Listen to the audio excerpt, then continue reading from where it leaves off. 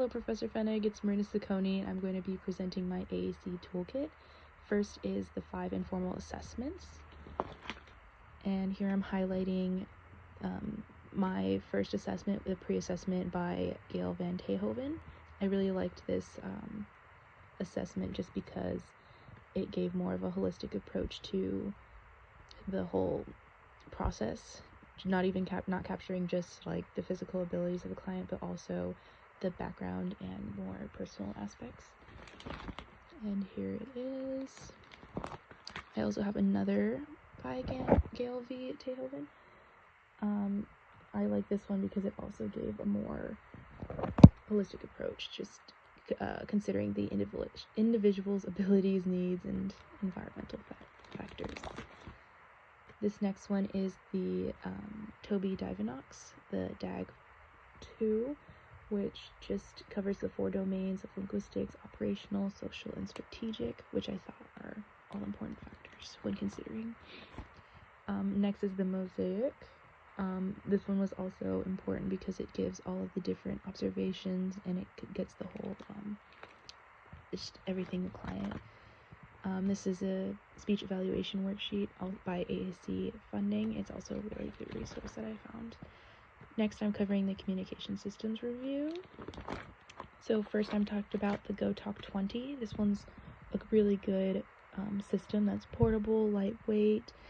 It's easy to use, and you can use it in so many different environments, which I thought is very helpful. Next is the PEC system, which is more of an exchange basis, so it helps like with requesting and communication, which is also a really good skill to have. Next is this eye gazing device by the Toby Divinox. This one's for less mobile patients or clients. It's hands-free and it just tracks the eyes to the different core and French depending on the client's severity and their needs. This one is a communication app. I found the ProLock 2 Go. This one has core and French words and phrases, and you can select things based on what best suits the client, which is very helpful. There's a lot of flexibility. Next is this single switch output device. So the last one is just a single message that you can click when it's pressed. It's very lightweight for limited motor skills. But yeah, it's really helpful if in different settings and easy to use for the users. Next are my 5 AAC articles. And we wrote 2 paragraphs on this. My first one is about this article called Beyond Spoken Words in AAC Communication. So this one is really good for both the parents and clients because it clears up common myths. It talks about what is true and what is not true. Like, people think that kids stop learning to talk when they use an AAC device, which isn't true. It just helps them, encourages them to communicate, which I think is very helpful for both clients and parents.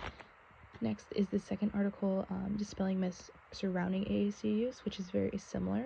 This one's just a smaller article, which is easier to digest and everything. It talks about the language skills, the different milestones, and it just trains like everyone how to use an AAC device with everyone in this student's environment. So this first one is the Dispelling Myths and Articles. It's a very nice article. And then Beyond Spoken Words, like I mentioned before. This one is a new one, a family member's perspective of AAC device use. I think it's helpful for parents to not be discouraged and get a grasp of everyone's experience because everyone is different. So this is a very good article. Next is support of AAC use in preschool and the growth in language skills. So this just kind of goes over the language development, what you should see, and just gives a clearer understanding of what it looks like in different environments such as school. And then this one is the challenges. So I think it's important to also know all of the factors, which this gives a really detailed, considering how big it is, description of everything. Next are the multimodal communication systems that I created. So first I just wrote a little paragraph or so on the Cough Drop app, which I'll be covering or showing you later. This one is really nice because it is free for one, and you can use you can customize it however you like. There's core and fridge, it can be more simple. But yeah, it's very nice, and I can show you right here.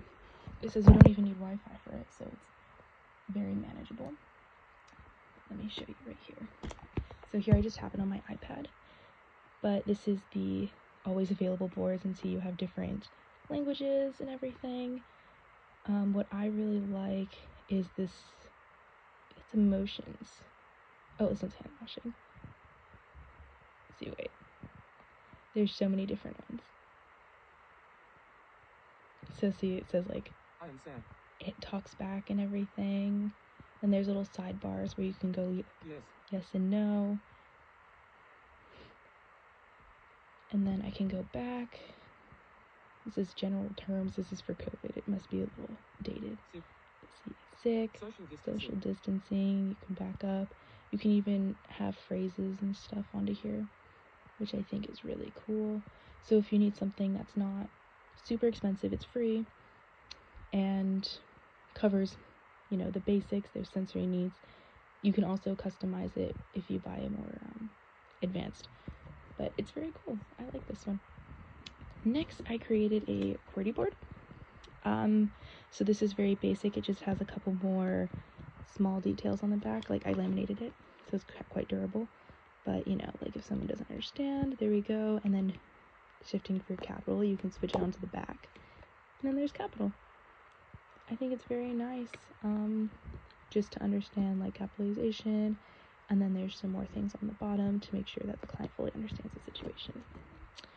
And then the last and third system that I created is an I want board, which, like I want a puzzle. It's like the different things a client would want, I'm assuming, in more of a school environment. It's also laminated. But yeah, depending on what a person wants to do, they want to read, they want to listen to music, maybe they need a little break. But yeah, that's my system. And thank you for watching.